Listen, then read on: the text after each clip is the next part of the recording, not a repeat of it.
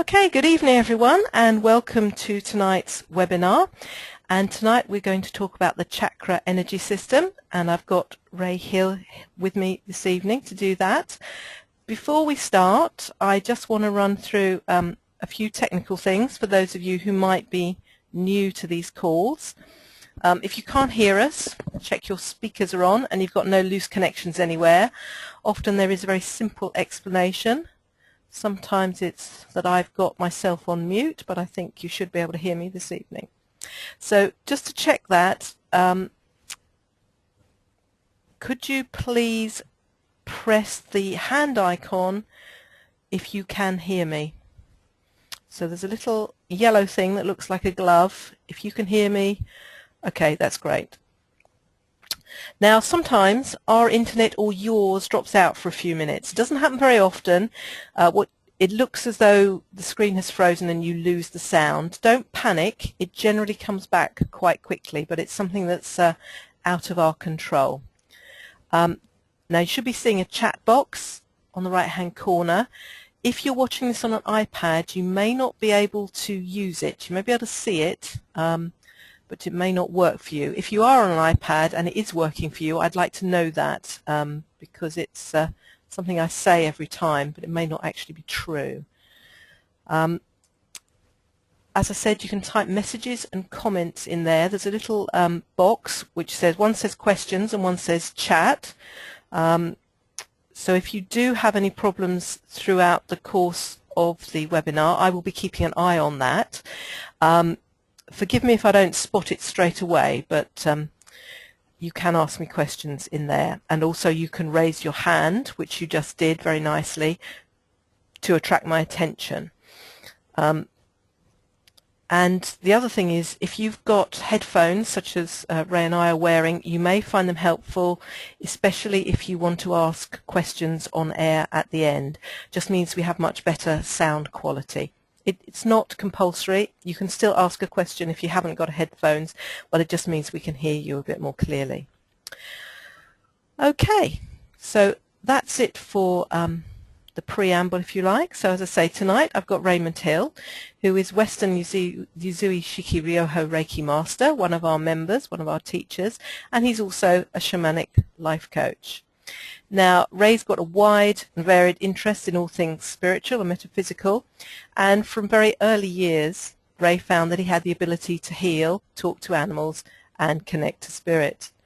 Now, as I said, Raymond's a practicing Western Yuzui Shiki Ryoho Reiki Master and a shamanic life coach, and he's got over 40 years' experience in the fields of chakra energy, aura reading, astral projection, meditation, energy balancing, and crystal healing. So probably we couldn't have anybody better here to talk to us about the Chakra Energy System tonight. Ray's also written, lectured, given TV and radio interviews on a wide range of metaphysical subjects. And throughout the years, he's helped many individuals and groups to develop their own inner awareness.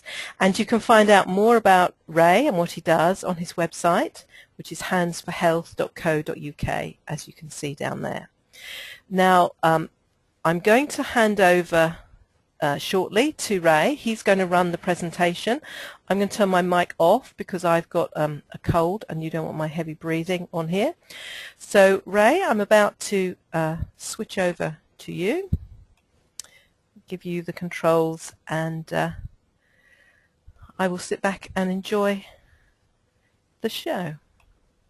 Okay, thanks a lot. Thank you. I'm really looking forward to this. This is my very first webinar, so I hope it all goes well. Thanks for coming and listening. I've been asked to give a talk on chakras, and there are many different types of energy systems around, so I'm just going to go through the general ones that most people would know, and a little bit about my own personal experiences within the systems that I've used. When it comes to energetic awareness, everything that is of a physical nature produces an energetic counterpart. Everything that we have in this physical plane vibrates and produces energy which can be seen by quite a few psychics um, which have been recorded and reported through the centuries. From my own personal point of view, becoming aware of energy is quite a natural thing, and everybody is really aware of it, whether they are consciously accept that or not. It's part and parcel of being who and what we are. So, as I said, all matter produces an energetic fingerprint, an energetic counterpart. Every living thing has their own energy matrix, which we all interact with. We produce a natural energy which emanates out from ourselves, which then we, on an unconscious level, react to. And as we become more spiritually aware of our own, in our own development, we may become more conscious of the energy, and you may then begin to work with it on a more personal level. The subtle energies of the chakras follow pathways called meridians. This is a bit like how the blood in our veins travel around our body. So on an energetic level, the energies within our physical bodies and our subtle bodies that we become aware of as we evolve spiritually, these energies interact and change, and we become more conscious of our own personal energy space. And these act as transformers and receivers of different forms of energy. Now, over the years, Eastern mysticism became very popular during the 60s, flower power era, and what made the Eastern mysticism more kind of acceptable was the introduction in the 60s by the Beatles for popular meditation groups through the Maharishi Mahesh Yogi, who founded Transcendental Meditation. This opened up a wide spectrum for people to develop their own awareness of a different side of things, which up until then was very kind of closed. So what is the chakra system? The chakras are really vortexes of energy situated within our personal energy space. They act as transmitters and receivers for the subtle energies which we interact with. The spinning vortexes of these chakra points draw in information that are in and around us, and we react on that accordingly. The word chakra, by the way, is a Sanskrit term. It means spinning wheel, and many psychics that have seen chakras describe them as orbs of spinning energy that they can see within the energy space of an individual. Our individual energy system has a symbiotic relationship with our environment, and so what that means is the energies that we come in contact with affects our personal energy space either positively or negatively, depending upon the types of energy that we become connected with. Our chakras have their own individual frequencies, and these produce various colours that kind of move around our energy space, and these colours change and twist and turn with every thought and every emotion that we actually produce. And if there is a disturbance in any of these levels, an interference with the natural flow, these things are reflected with the chakra themselves. It disturbs their vitality levels. Now, we have 7 main chakras, and these chakras have their own individual intelligence. They are connected to us on many levels, not just physically, but also mentally, spiritually. And each chakra can work out on several planes all at once. Now, depending upon your spiritual development, it will determine how much you consciously become aware of your own energy space. Most people act upon it on an unconscious level. When you're in balance and you're producing your own positive, strong energy, you instinctively produce that energy, that frequency that goes out into your energy space and starts bringing back information to support those energetic systems. And consequently, if your energy system is becoming depleted in some way, this natural balance begins to break down or fragment, and it gets reflected in your energy space. So it affects our physical health, our emotional and mental levels, and also our spiritual belief systems. Now, it wouldn't be complete without mentioning a word or two about the aura. From an energetic point of view, and certainly from a shamanic point of view, we're not just a physical body. We have certain other subtle energy bodies that we actually work with. And as we become more evolved on a spiritual level, we become more consciously aware of that. And so we naturally develop from one stage to the next, and we naturally evolve spiritually. And each of these finer vehicles radiate out an energy.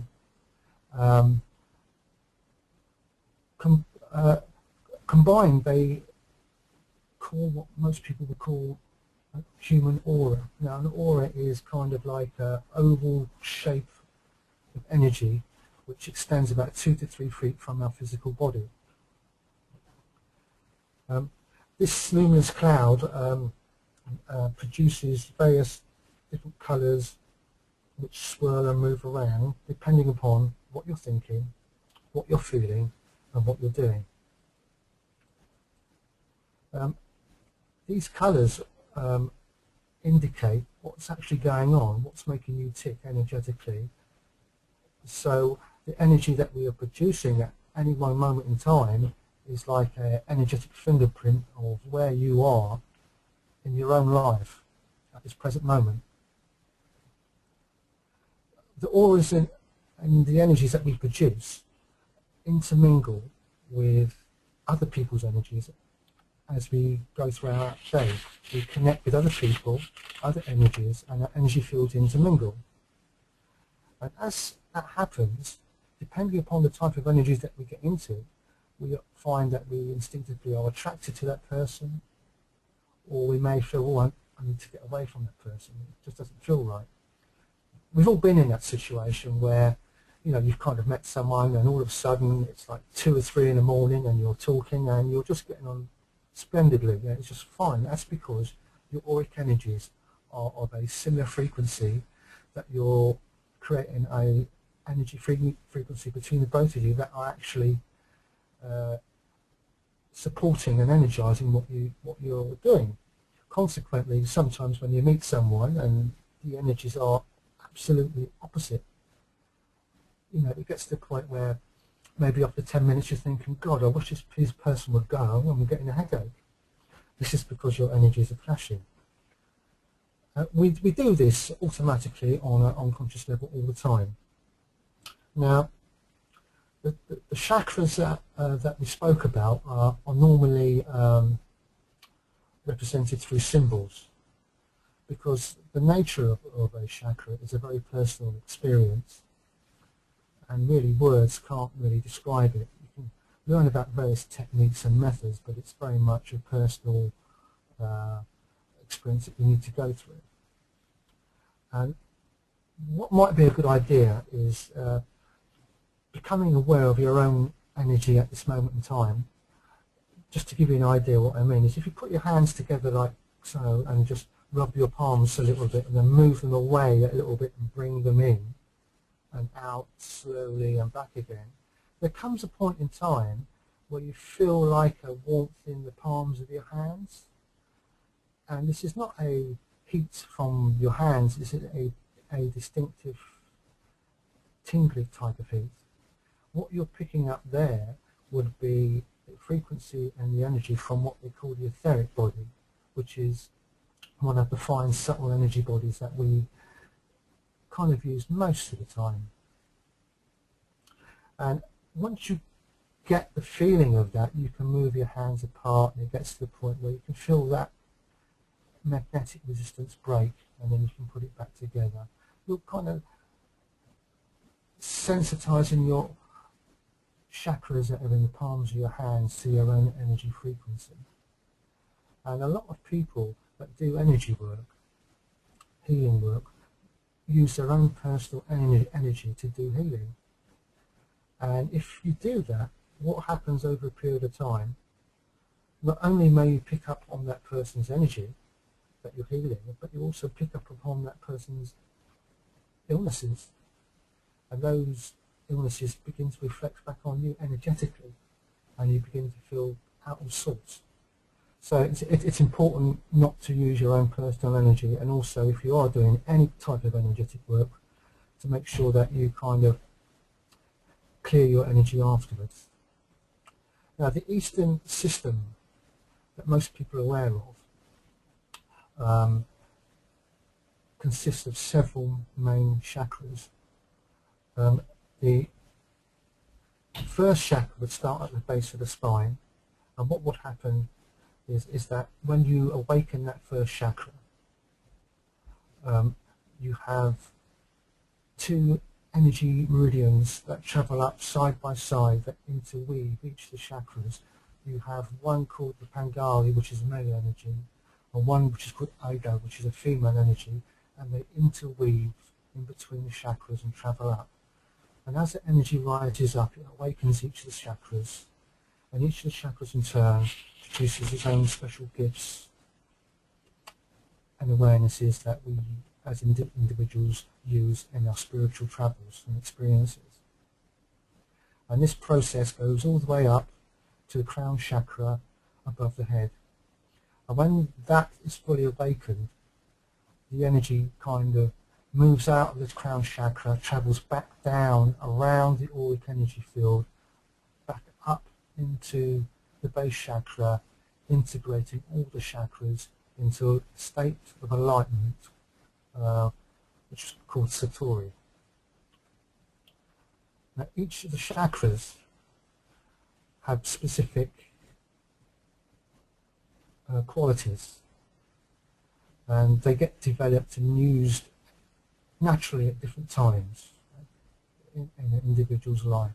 Each chakra has its own mantra, which you can use as a meditational aid to help stimulate and find out more and balance that particular chakra.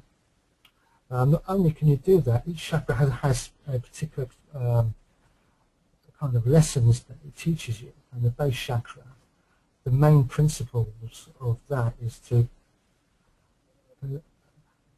bring into balance the right to exist, to deal with tasks that relate to the material and physical world, and the ability to believe in oneself. Various crystals and stones that can be used to help introduce these energies into your energy space would be stones like hematite, bloodstone, garnet, and some of the essential oils would be cinnamon, clove, patchouli. And so we could use all these types of other little things if we wanted to introduce into our energy space and into our physical lives those type of frequencies to help stimulate and balance various chakras if we feel they're needed. The sacral chakra, which is situated between the navel and the genital area, the lessons for that particular chakra is the consciousness and the awareness of the right to exist. To deal with feeling confident and finding your own balance in your purpose of things. It brings about a sense of becoming social, so you're developing those skills. And some of the stones to help you balance that chakra would be carnelian, citron, moonstone, amber. And some of the oils that you could use would be orange and sort of celery and sage. The solar plex chakra, which is situated between the navel and just below the sternum, that produces an energy frequency that awakens your personal power, the right to think, and it begins to balance the intellect and introduce self-confidence and balancing the ego, and also humour. It brings about a lot of humour as well. And some of the stones that you could use to help those qualities would be amber, yellow citron, tiger's eye, jade. And some of the oils would be frankincense, rosemary, ginger and lemon. The heart chakra, this is situated where it says at heart center. Some of the stones that you can use to help develop those qualities, which would be the qualities to love yourself, which is quite tough sometimes, and to learn to forgive, and compassion, the ability for self-control, and basically the acceptance of who and what you are as an individual. These qualities are all stimulated and enhanced by that chakra. And some of the stones to help produce those frequencies would be emerald, malachite, rose quartz, green and pink tourmaline and jade. Some of the essential oils that we could use would be jasmine, lavender, geranium and rose. The throat chakra, which is situated in the throat area obviously, hence the name. The energies acquainted to that is the right to correct speech, learning to express yourself in the correct way, truthful expression, being sincere, and it also helps produce the ability to trust in others and bring about a sense of loyalty. And some of the stones that we can use to help develop those particular abilities would be the turquoise, aquamarine, lapis lazuli, and some of the essential oils that we could use would be rosewood and sandalwood. Now the brow chakra, which is situated just above and in between the eyebrows and the forehead. The brow chakra is a chakra that introduces the situation where you develop personal insight. It's the beginning of developing psychic attributes and self-realization. The realizing and the releasing of hidden and repressed negative energies and thoughts. And some of the stones that we could use to help enhance those qualities would be purple fluorite, sapphire and lapis lazuli. And some of the oils would be peppermint, celery, sage and aniseed. The crown chakra, which is situated just above the head of Mr. Chakra upright. Yeah, no, that's right. Yeah, the crown chakra would be situated just above the head, and this particular chakra is the chakra that inspires divine awareness, an ability to trust in the universe. It awakens the ability for you to learn about your own individual spirituality and how you personally relate to that. And some of the stones that you could use to help in your meditations or to enhance these qualities would be amethyst, clear quartz, diamond, moonstone, and some of the essential oils would be clove leaf, geranium, and sandalwood. Now, a lot of people confuse the brow chakra with a terminology which people say is the third eye. Well, the third eye is actually a combination of the crown chakra, the brow chakra, and the throat chakra. When they are active and in harmony, they create a vortex of energy, which is actually about a foot or so out in front of you where your brow chakra would be. It's actually in your etheric energy space.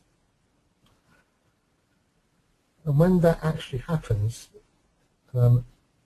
that's when you start developing an awareness to see spirit and into other dimensions that are just physical. So all these things that we spoke about, we can use various techniques using crystals and essential oils to develop our own particular energy frequency to help enhance any of the chakras that we want to develop or become aware of. The shamanic energy system is slightly different. Most people think that the chakras are just an Eastern concept, but when you start looking at different cultures around the world, you see that these things have been known by many different cultures all over the world. And certainly from my perspective, where I've been brought up in a shamanic environment, and I instinctively began to get aware of things quite naturally.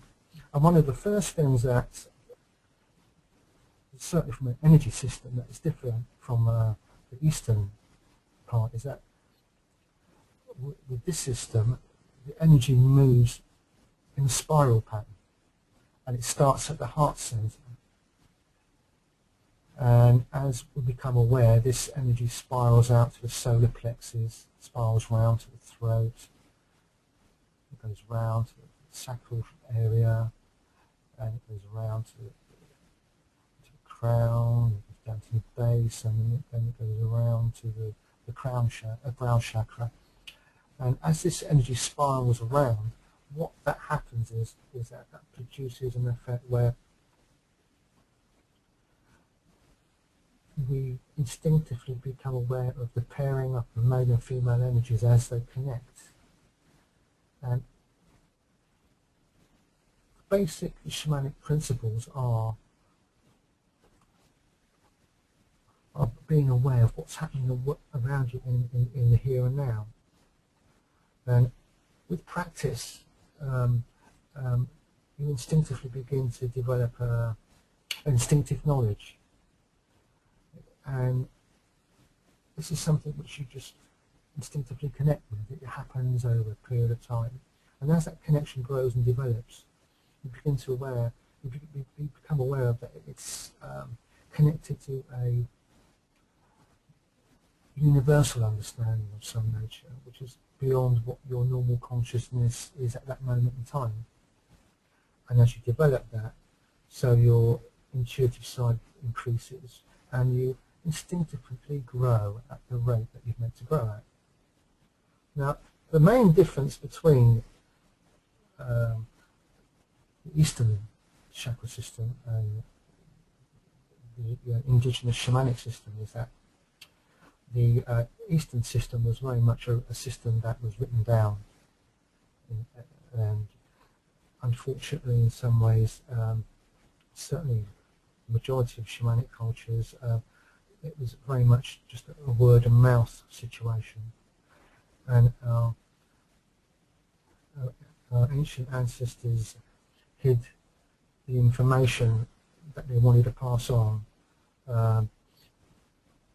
in legends and songs, and it's up to you as an individual to try and dig that out. If you really want to find it, then you need to make the move to go and find it, and once you're on that path, the universe will slowly unwrap its gifts as you produce that knowledge to accept that.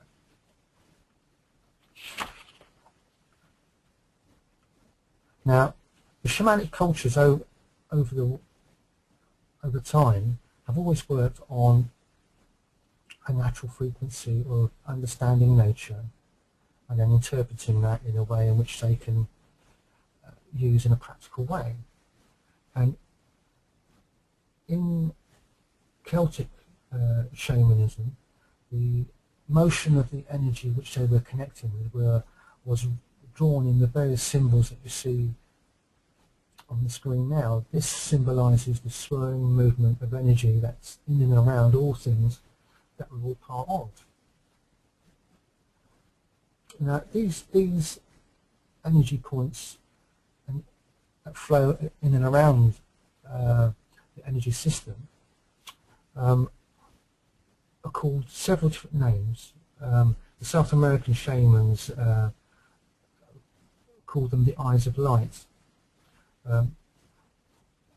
The northern shamans of Germany and of England called them cauldrons of power, cauldrons of Caredwin.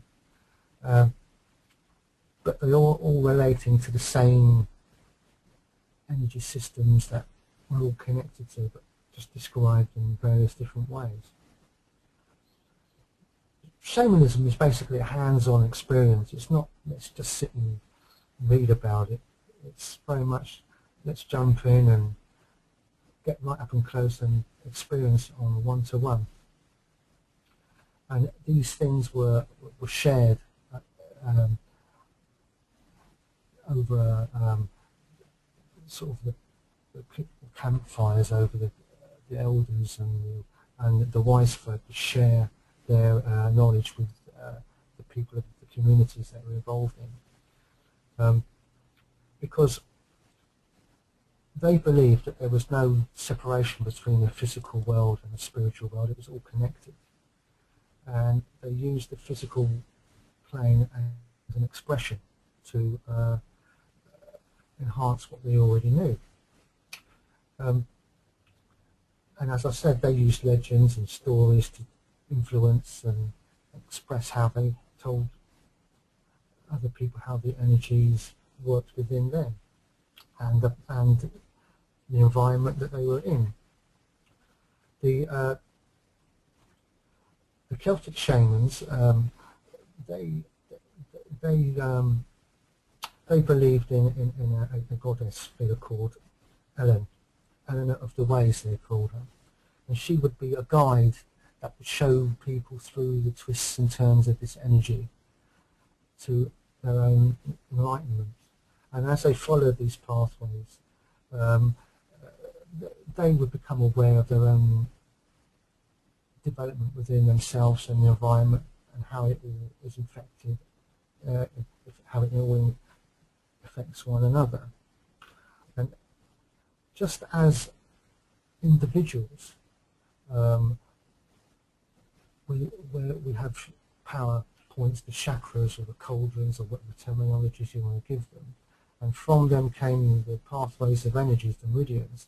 So the planet Earth had power centers and pathways, and particularly the shamans in Britain began to track these pathways, and where these pathways met, if there were several pathways that met, they marked these pathways because they were significant. They used them for doorways into communicating with spirits of different planes. They used these pathways to develop their own awareness. And so the environment that they lived in was very much a living, breathing thing. And as they progressed, they marked these power centers with stone circles, and as these pathways became more active and people became more evolved, so groups and cultures developed more sophisticated ways of celebrating these power centers. And you often find that these trackways that they marked were aligned with the stars and the moon. In fact, there is quite an old trackway in Wales called St Ellen, which is quite famous, and the old ancient goddess Eleanor of the Ways became Christianized and was called Saint Helen, the patron saint of trackways and ley lines. And she's believed to have founded St Pancras Old Church, which is built on an old pagan mound. The Pancras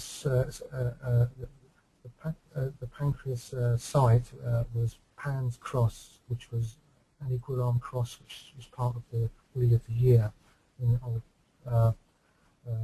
Neolithic and pagan times. So there is quite a lot of still around that is just underneath the surface. If you try and want to look for it, it's still there.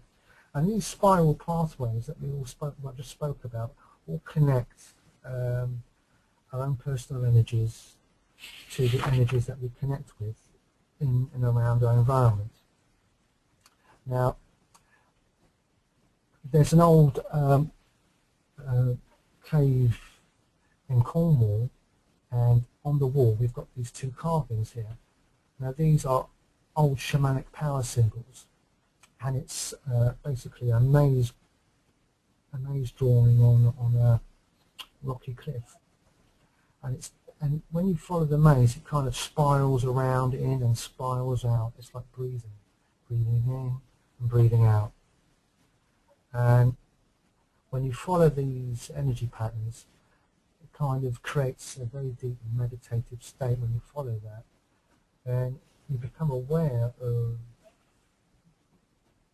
what's going on, what was trying to be said over many years ago. People are trying to express in a symbolic way what they are energetically experiencing. When it comes to personal power, from a shamanic point of view, it's very important, because from an energetic perspective, we're all residing in a sea of energy which we're all a part of. We're all exchanging our own personal energies with other people, other places. Our thoughts make up and colour how we interact with our world. And what energy we attach to our thoughts will determine what energy we bring back, because what goes out will automatically at some point come back.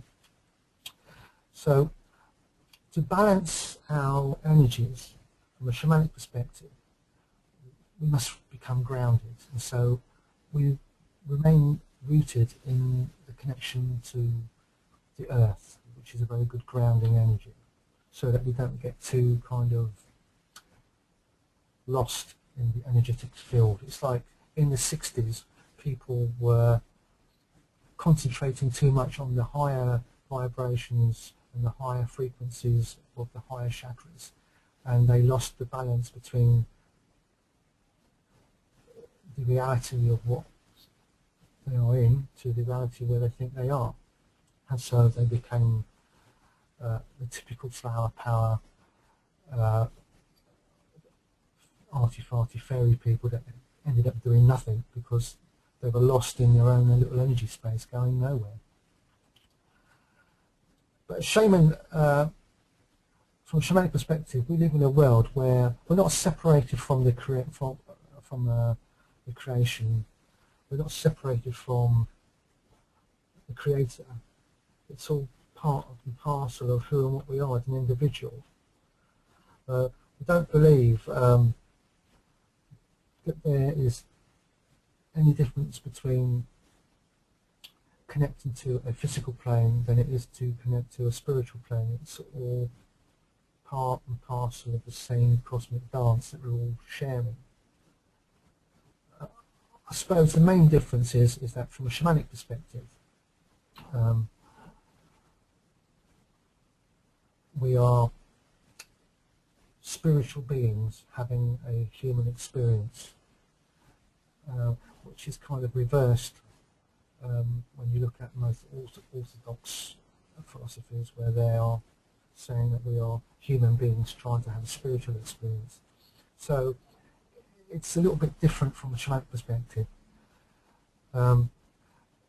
So these chakras that we are connecting to have a direct connection with our own energy, and how we relate to our environment, and how in turn we can affect that environment, and how that environment can affect us. The energies that are produced in our system and through our chakras, which act as a bridge that transcends the subtle energies of our many subtle energy bodies, gives us the ability to look into things on a multi-dimensional level. And when we have a certain understanding, we are looking at things in a slightly different perspective. It's a bit like, if I can use the analogy of normal awareness, it's like we're on a train looking out the window at the scenery that goes by. But a person that is connected and balanced and attuned to their energy systems are still travelling on that train, but instead of looking out of the windows, they're standing on the roof and they can look around, so they've got more to work with, and the choices and decisions that they make in their life are more profound. Now,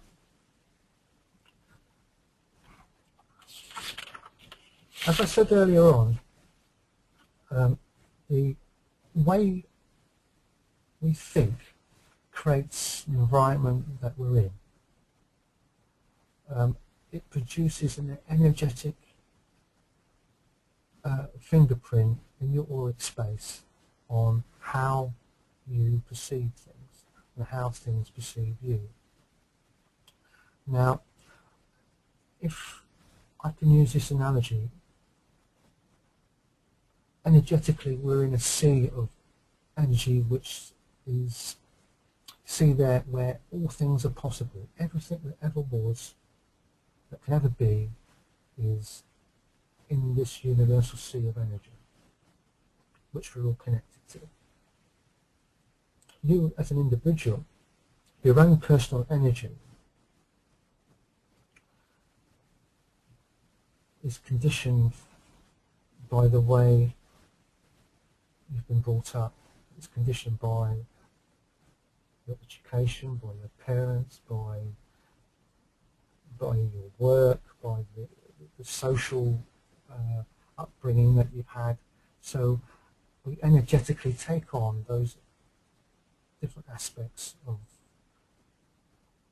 those energies that we feel fit us as an individual. And what we come up with is whatever it is you feel happy with, or whatever it is you don't feel happy with, that interacts with this sea of energy that we're all part of. This becomes your personal, individual outview of where you are now, your perspective on the here and now, your perspective on what you think is possible for you and what you feel is not possible. It's all conditioned through the energetic values that you've allowed yourself to believe through your own personal experience. Now, the nature of the universe is in a constant state of expansion, creation, and evolution. Because that's the nature of it. That's what it does. That's what it's meant to do. However, what you'll find is whatever you put your attention to, whatever it is you put your energy to, the universe will automatically start creating that and expanding on it. Now, Dr.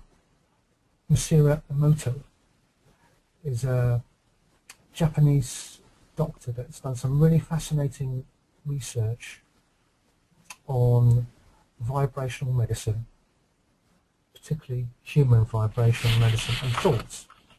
What he did, he got distilled water and he put salt crystals in it, and he got people to sit down and think thoughts directed to different bottles of water. And originally with the salt crystal, it was nice and formed like a snowflake. When people started thinking various thoughts towards these crystals, the actual molecular structure changed. When someone sat down and started to think about Hitler, the salt crystal broke down and became very dull and fragmented. When they got a group of people to send out thank you, a universal thank you, the salt crystals changed and become very dynamic and bright. And when he got a group of people to sit and think about Mother Teresa and what she did, again the various crystals changed and become very vibrant. So you can see how we think has a very direct effect on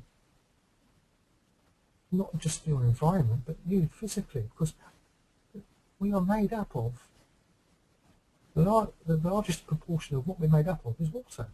Can you imagine what we must be doing energetically to our bodies if you walk around in a depressed state for long periods of time, and how that must affect people?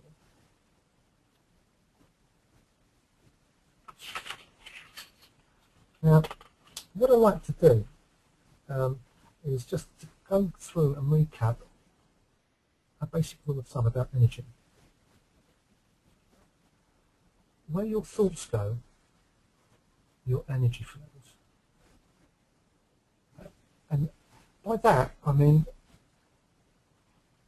most people walk around energetically on autopilot. They're not really paying attention about what they're thinking or what they're doing. And in actual fact, most people spend the majority of time thinking about what they don't want.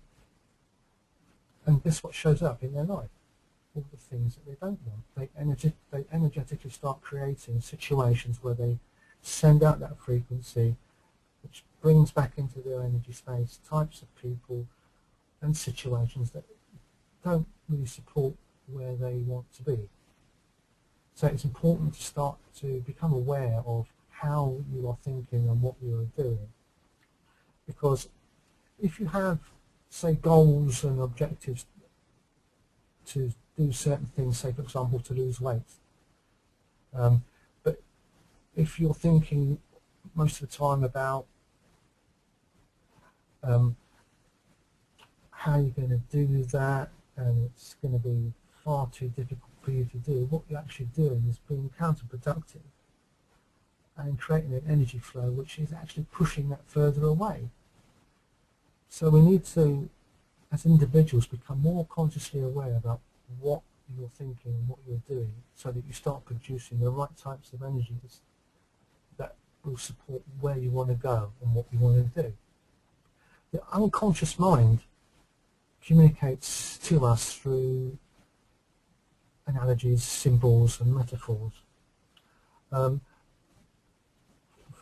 example, we may start having more vivid dreams as we become more aware of our own spiritual awareness, because our minds are changing and our energy frequencies are trying to connect to different aspects of ourselves that cannot be communicated to us as individuals by conscious rational thought. It's an experience that must be done through other formats. And when we use our energies, it's important to be playful with our imaginations when we do these things, because when we start using energies and we start producing results, it's important not to take things too seriously, but to be aware of how our imagination can support energetically what we're doing. Now, by that I mean to stop the process of trying to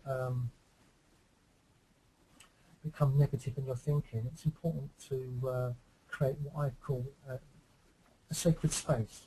A sacred space is something which is for yourself, and it provides you a place where you feel safe in that environment. Now, this could be something which is a small space in a room. It could be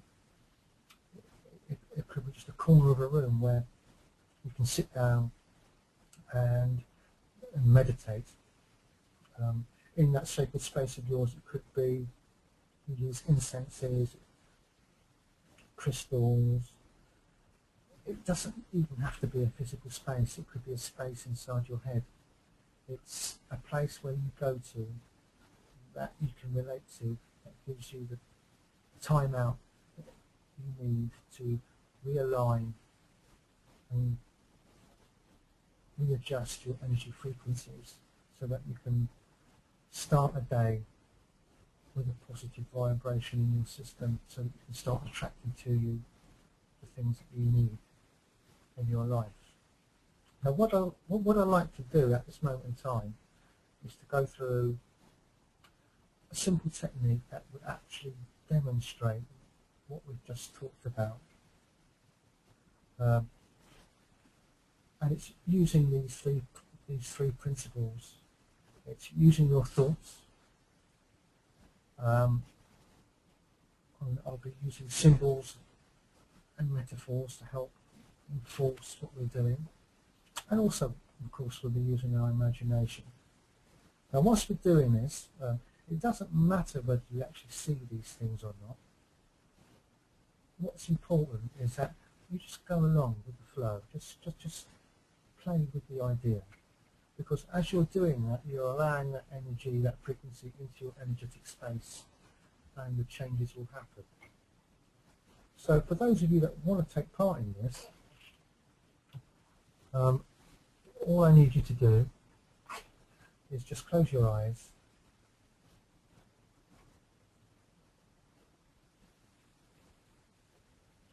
and in your mind's eye, imagine a grounding tube of energy about 3 foot wide coming up from the centre of the earth.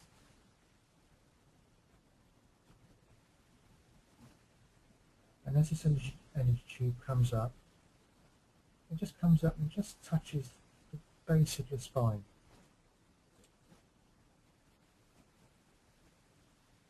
And as you breathe in, imagine energy coming up from the Earth's centre, bringing with it the nutrients of positive energy.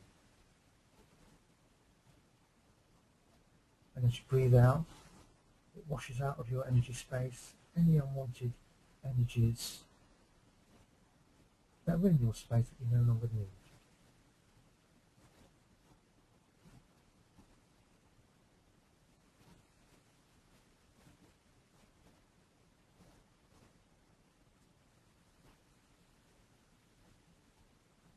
And as you breathe in, this energy travels up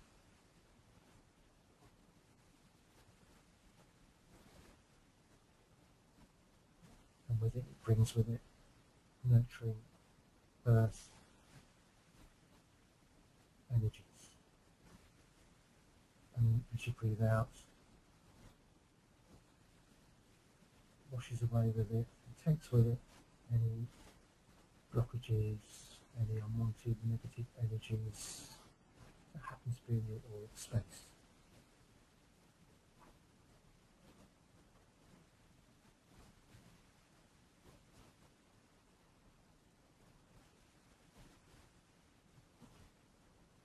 Now just imagine above your head universal energy flowing down, an energy tube which comes all the way down just to the base of the spine, and as it comes down it brings with it universal energies, clearing and balancing,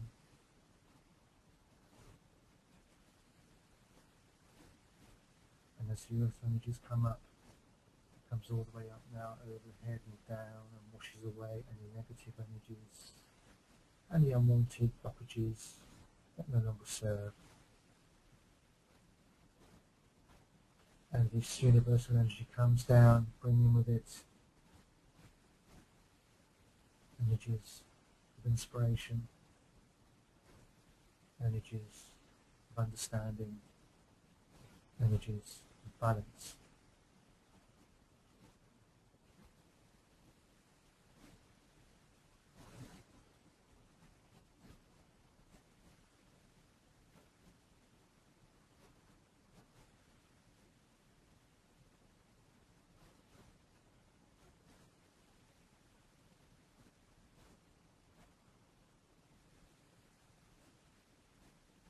As we breathe in now these energies, the aura becomes more positive, more radiant, and we begin to emanate our true, natural, vibrant selves.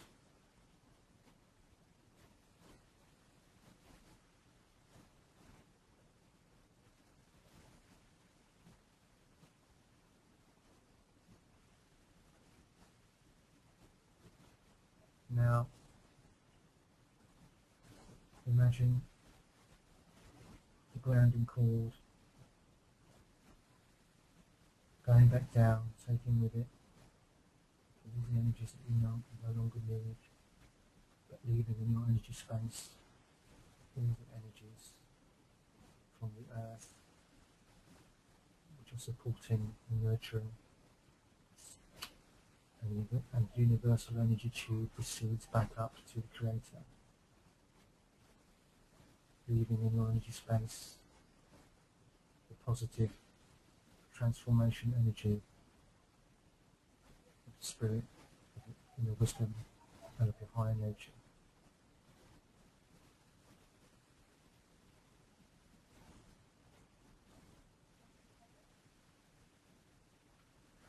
And in your own time now, just open your eyes and take a deep breath.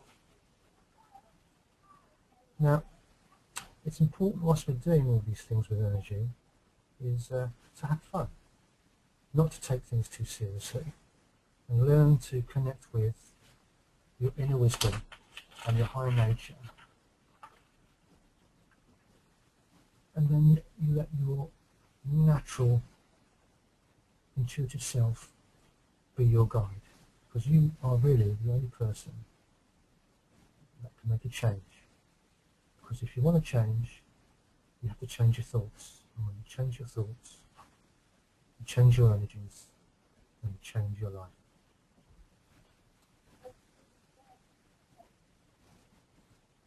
Okay, well, thanks very much for listening. I'll open up now for any quick questions. Okay, that was great. Thanks for that, Ray. While you were on, we did have one question typed in, so I will just bring that up, and then I will actually take back control of the system while you're answering that. So I've got a question here from Lynn, and she says, "Hi Ray, how useful do you personally think the chakra system is in Reiki treatments?" Okay, well, Reiki treatments, your personal energy, the chakra systems that you have act as transmitters and receivers of various energies. And how we perceive them and how we interact them personally depends upon the development of your own personal chakra and your own personal energy system, which does not interfere with the use of Reiki, because the channeling of Reiki is independent of yourself, because you're not using your energy, you're using Reiki energy. What you will learn as you develop your own chakra system and you become more energetically aware, what you will develop is your own personal connection to that and your own understanding of that. Okay, great. I've got another comment here from Irene. She says, "Thank you so very much for it was very interesting." Okay. So thank you, Irene. Now, if any of you actually want to ask a question directly, I can unmute your microphones. So if you want to ask a question directly to Ray, if you want to put your hand up, I will come to you and open the line to you.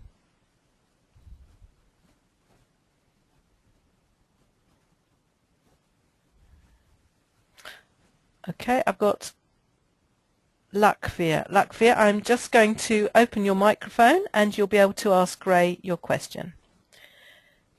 Okay, you should be able to ask now, Lakvia. Yes, I would like to ask, how do you astral project yourself? How do you astral project yourself? How? Not really a shot. What happens is we do this naturally anyway. When we sleep, we automatically do that. It happens all the time. It's the remembering of it consciously that becomes a problem for most people, because what they have to do is change their energy frequency. When I first started consciously remembering astral projection, it was snippets to begin with. I used to write down on a bit of paper where I would like to go. It might be like, I'd like to go fishing in Scotland, and I would like to go and see the pyramids in Egypt. And I would program my mind. I would say this 3 times every night before going to sleep, and I'd write it on a bit of paper and I'd put it under my bed, and I would go to sleep. And I gave no more thought of it. I might wake up at some point remembering standing outside the pyramids with a fishing rod, because at the beginning you're just getting snippets, but as you progress, your memories become more conscious and you start remembering more and more and more. But to start that process in a constructive way, what you need to do is become more relaxed, more centered. And when you do that, I found that you instinctively start to fall into that natural cycle. I used to go through a simple relaxation technique which helped me to project astrally, because it fooled the body that it was going to sleep. And it gets to a point where you naturally project when you're asleep anyway, so you just let the body do it, and then you naturally follow that process. It takes practice, but it can be done. Lovely. Thanks, Ray. Now, we have actually overrun a little bit in the hour, but I'm sure if it's okay with you, Ray, can you stay on for a little bit longer to answer questions? I can. Okay. Yeah. Right. I've got another question from Lynn. She says, whoops, I go right back to the beginning. She's going back to her one about, she asked about Reiki. She says, thanks. I didn't mean Reiki, the chakra system would interfere with Reiki. Rather, would you work solely with a person's chakras, or pay attention to all the energetic messages their body is communicating to you? For me personally, I would pay attention to all the things that I'm picking up on. But when you're using Reiki intuitively wants to go where it needs to go. You might have an energetic inkling that something is needed at a certain area, but consciously you may not know exactly what it is. And to be honest, there's no reason why you should know. It's just following the cues that the energetic pathways are giving you. Because when you start working with these things, you allow your inner wisdom and your higher nature to take control, and you instinctively follow where you need to be or what you need to do. I wouldn't try and give it too much conscious thought, because I found that once you try to do that, you break that connection. Okay, that's great. Thanks, Ray. Now, I've got a comment here from Caroline. She says, thank you so much for your insights. It integrates well with mindfulness as well. Yeah. Absolutely. Okay, let me just see if anybody's got their hand up.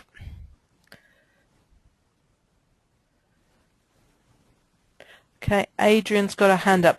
Adrian, I'm going to open the mic to you, but I seem to remember last time I tried to do that, nothing happened. So I'm going to open the mic and see what happens. Okay, I've opened it. Are you there? Yes. Ha It's Hi. working? Yes. Yeah. Hi.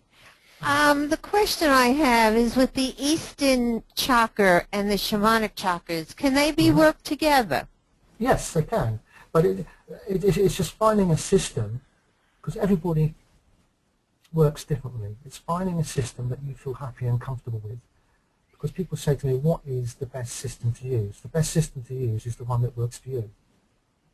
And Okay. in some aspects, I found that some aspects of using the Eastern chakra system works better than system, and vice versa. So it's working a system that works. You can integrate both these things because it's all part and parcel of what's going on. It's creating a situation, an environment that produces the results that you feel are working for you. That's important. Thank you. Okay. Okay. Right. So I'll take one more question if anybody's got one, and then I will wrap up for the evening. So if you've got another question, the quickest thing is to just raise your hand so I can talk to you. A few people have left already, so. Okay, doesn't look like anybody else has got a burning question. Well, if you do think of anything later, I'm sure Ray'd be happy to answer any questions if you email him via his website, which is handsforhealth.co.uk.